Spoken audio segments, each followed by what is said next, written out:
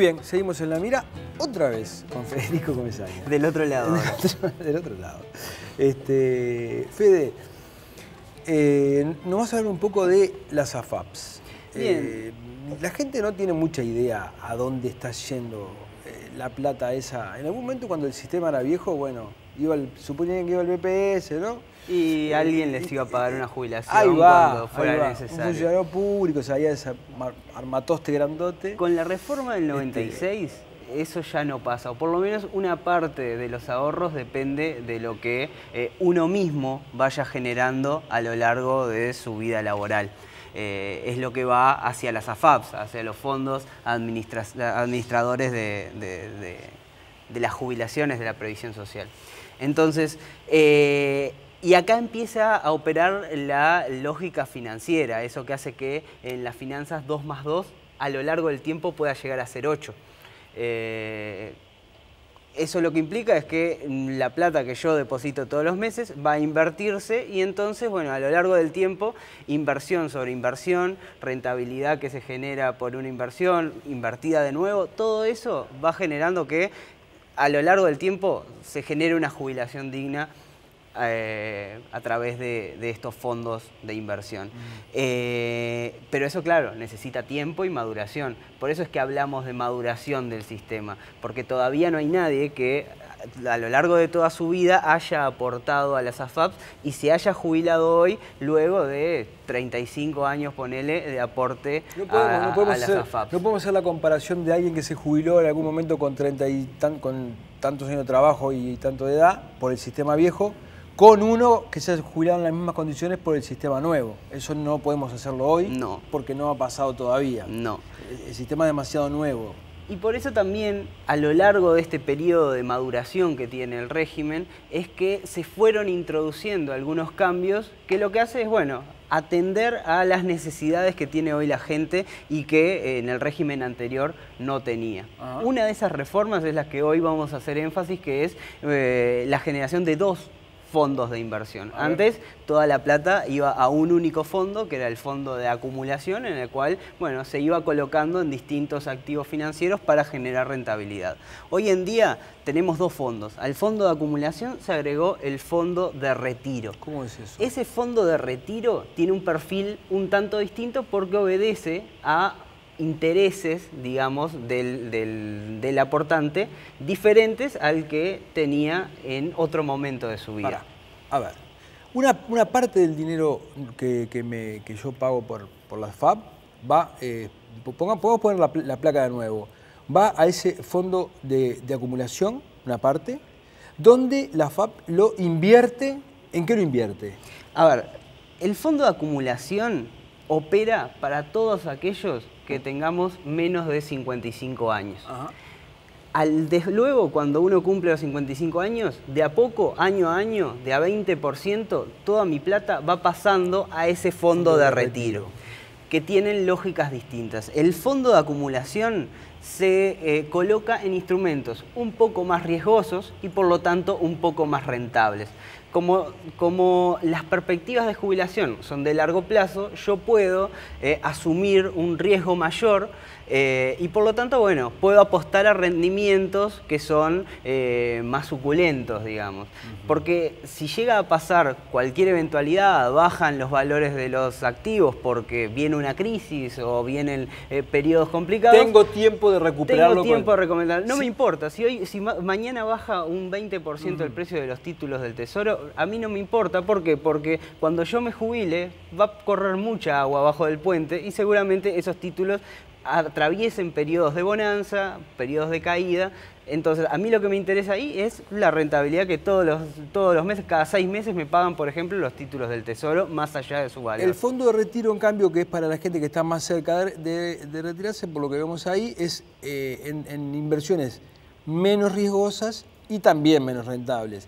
¿Por qué? Porque se supone que si me jubilo el año que viene y hicieron una inversión en algo que cayó drásticamente, mi jubilación se ve perjudicada porque para pagarte a vos van a tener que vender esos títulos en condiciones malas. La van a cuidar muchísimo más. Entonces, ahí la prioridad ya no es hacer crecer el fondo, sino que la prioridad es consolidar lo ya obtenido y cuidarlo de que no caiga ante eventualidades de la coyuntura política, económica y global.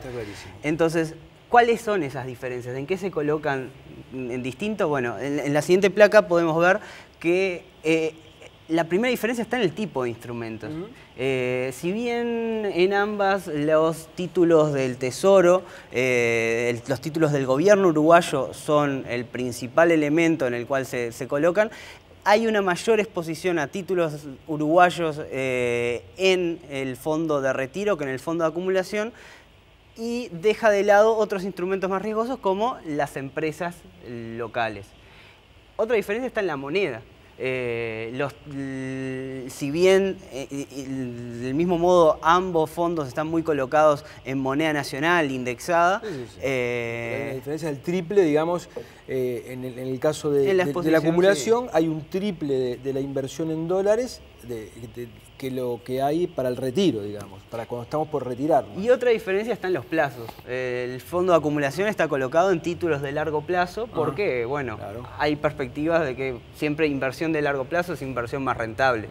Pero el fondo de retiro está hecho para personas que están ahí al borde de jubilarse y por lo tanto los títulos de menor plazo son menos volátiles y menos expuestos a variaciones muy bruscas en los precios que puedan llevar a perder rentabilidad. Mostramos esto y esto es así porque las AFAP están limitadas en cuanto a lo que pueden hacer con el dinero. Es decir, no es que puedan comprar acciones de Google, por ejemplo. No. De hecho, lo único que pueden comprar desde el exterior son títulos muy seguros emitidos por gobiernos, organismos internacionales, pero no títulos del sector privado. Y ahí hay un razonamiento interesante para hacer, porque si vemos la siguiente placa, podemos ver que las AFAPs tienen cada vez una participación mayor en la deuda uruguaya. A ver, las AFAP tienen hoy 11.000 millones de dólares en fondos que administran, de los cuales 7.800 los tienen colocados en títulos emitidos por el gobierno uruguayo. Eso quiere decir que hoy 25%, la cuarta parte de las emisiones que hace el gobierno uruguayo de deuda, están en poder de las AFAPs. Y uno puede decir, bueno, eso capaz que puede representar cierto riesgo para los uruguayos de decir, bueno, confiamos, nos debemos a nosotros mismos. Confiamos nuestra jubilación en un gobierno que no tiene si bien un grado inversor en calificación de riesgo, no es de las mejores a nivel mundial. Sin embargo, esto para mí es una fortaleza muy grande. En primer lugar, porque nos estamos prestando, como vos decías, a nosotros mismos. En el sentido de que mañana tenemos un gobierno que quiera incumplir el pago de su deuda y bueno, va a tener que vérsela con todos nosotros que está incumpliendo el pago de la deuda donde nosotros tenemos nuestras jubilaciones. Sí. Entonces ahí va a tener una presión social a la interna del país bastante más fuerte que un gobierno al que esté decidiendo si pagarle o no a inversores internacionales, a fondos globales.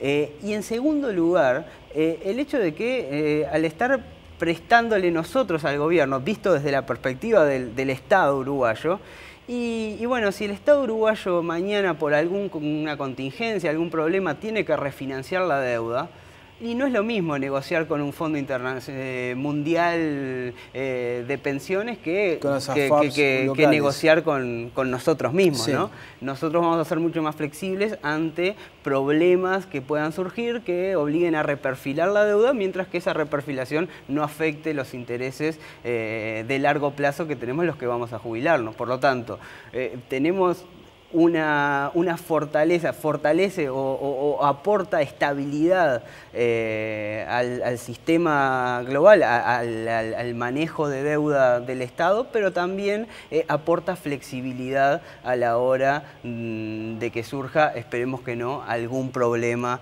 en algún momento. Un aspecto que se ve poco de las AFAP, ¿no? Se ve poco, muchos todavía hay muchas voces que hablan de que, bueno, de que tenemos ahí 11.000 millones de dólares que no los estamos usando para para nada. Y vaya si los estamos usando para financiarnos a nosotros mismos las necesidades de fondos que tiene el gobierno y por lo tanto se paga el gasto excedente, ese déficit del que hablábamos hoy con Javier. Bueno, una parte de ese déficit lo estamos pagando nosotros, lo estamos, digamos, financiando nosotros con nuestra jubilación futura, pero al mismo tiempo el Estado nos da a cambio intereses y por lo tanto nos ayuda a hacer crecer ese fondo que va a determinar con cuánto vamos a vivir cuando estemos retirados.